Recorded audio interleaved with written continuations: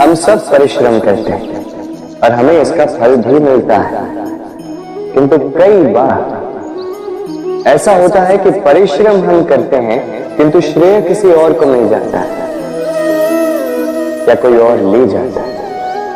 अब ऐसे में हम निराश हो जाते हैं, हताश हो जाते हैं, उसके पश्चात कार्य करने में मन नहीं लगता, हम अपना सर्वश्रेष्ठ योगदान देना ही बंद कर देते हैं, चिंतित रहते हैं यदि पुनः मैंने ऐसे ही परिश्रम किए और पुनः इस परिश्रम का श्रेय कोई और ही ले गए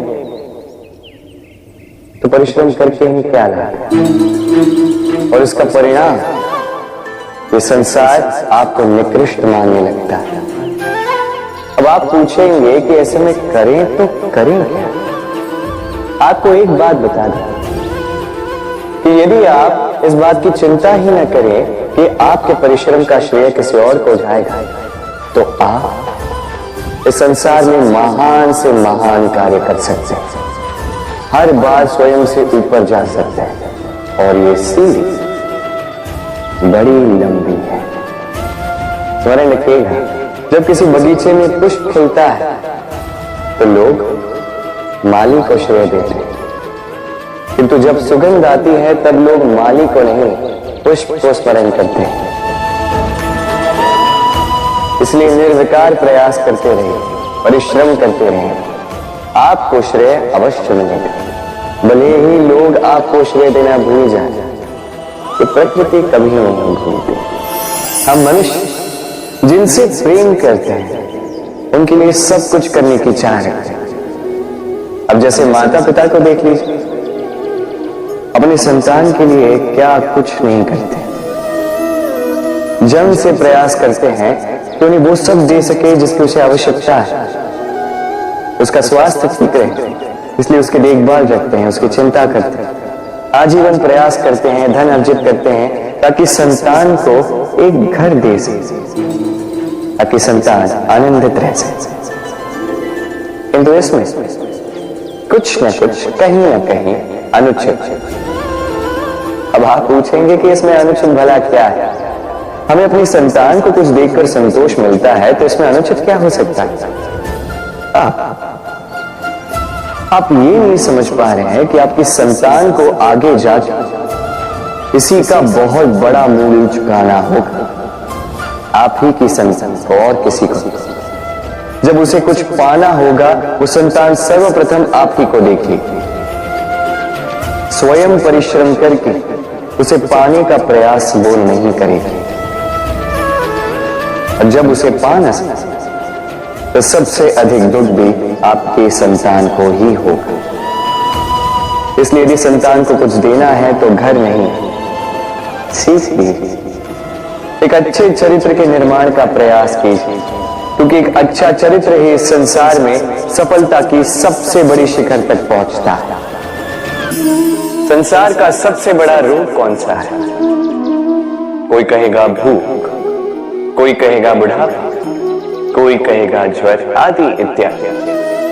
हम सदैव प्रयास करते हैं कि इन रोगों से हम दूर ही रहें। समय समय पर हम चिकित्सक से मिलते हैं, हर संभव प्रयास करते हैं कि ये रोग हमारे आसपास भी ना भटके।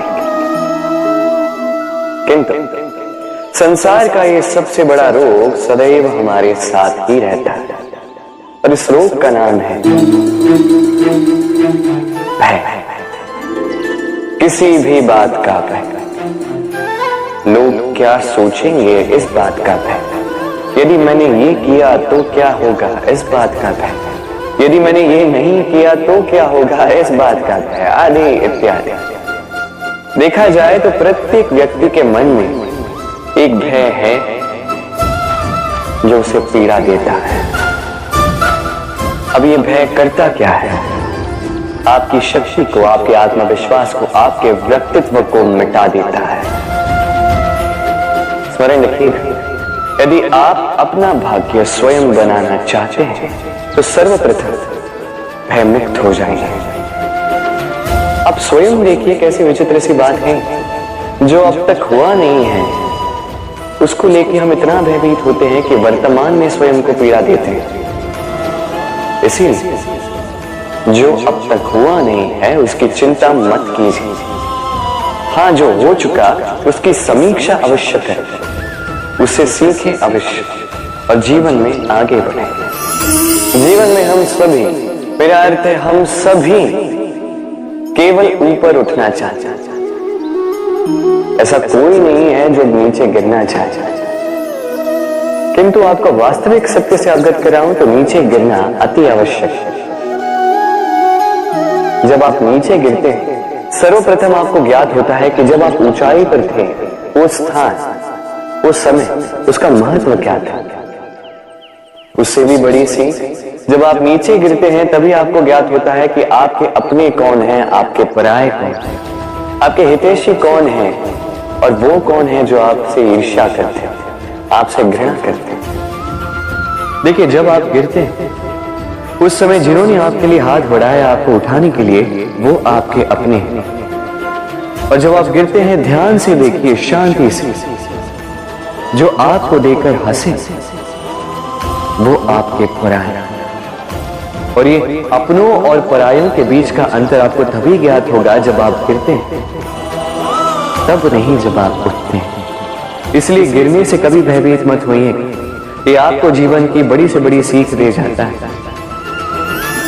इस कील को देख रहे हैं, इसका आकार कितना सुगम है और इसी आकार के कारण इसे बड़ी सरलता से दीवार में ठोका जा सकता है। किंतु जब आप इस कील को पुनः दीवार से बाहर निकालते हैं, आप देखेंगे कि वहां एक चिन्ह रह जाता है।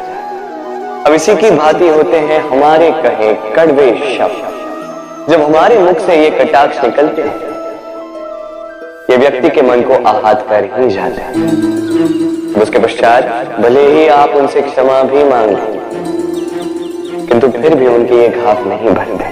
आपके कहे ये शब्द, ये चिन्ह उस व्यक्ति के मानस पटल पर अंकित रह ही जाता है। इसलिए मैं सदैव कहता हूं, इन शब्दों की शक्ति को समझिए, इसकी महत्वता समझिए। ये शब्द ब्रह्म है, क्योंकि जहां ये शब्द आपको विजयी कर सकते हैं, वहीं ये शब्द आपके व्याकुलता के कारण, आपके वाचलता के कारण, आपकी उत्सुकता के कारण आप पर विपरीत प्रहार भी कर सकते हैं, भले ही आपकी मंशा अनुचित ना हो। राधे।